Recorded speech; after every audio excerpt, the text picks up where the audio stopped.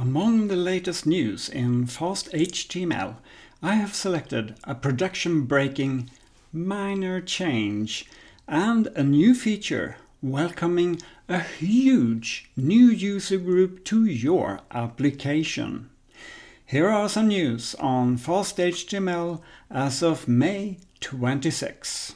Let's get right into it. In May, we got a new 0.14.0 release. It removed some includes that has always been there. And here is the release note. Out of these removed includes, my strongest reaction is against the last one, Pico. This means that as of 0.14.0, Pico CSS is no longer the default user interface out of the box in FastHTML. It's still available to us, but now we have to specifically include it with a from FastHTML Pico import star. And if you don't, the web page will go empty, and this will show up in your logs. So if you know about it, it's an easy fix. Now, backing up a few releases. This spring we have had the last of the 0.12 release. The last one was 0.12.50. We have been on the 0.12.x tracks for over about 2 years. And this has been followed by 5 quick 0.13x releases.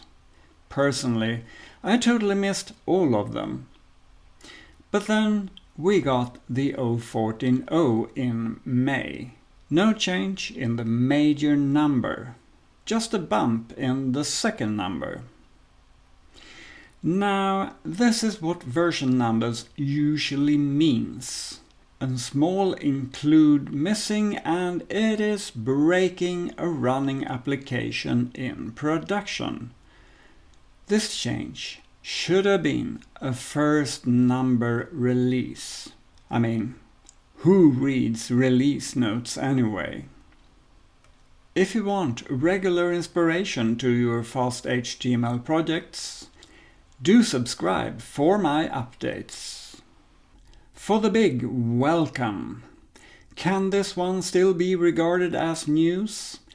I mean, it happened already around Christmas time. We, who run applications with login, can now welcome a large crowd with less effort both for us and for our users. I'm of course talking about the Apple sign-in. Here we have the merge request, and it mentions 2 caveats.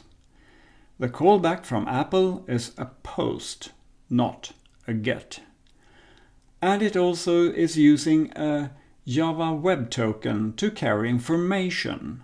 Also, it does not work on localhost without using something like Solvit or similar solution. Here we have the FastHTML documentation for it. The steps required are: for the first, client secret is a signed Java Web Token that you get from Apple. 2, the callback is a post, not a get.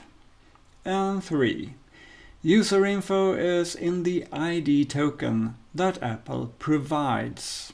So apart from that, it is inserted into our FastHTML code, much like the other app clients for authorization, such as Google Login or GitHub, with the code provided by FastHTML, at least after Christmas.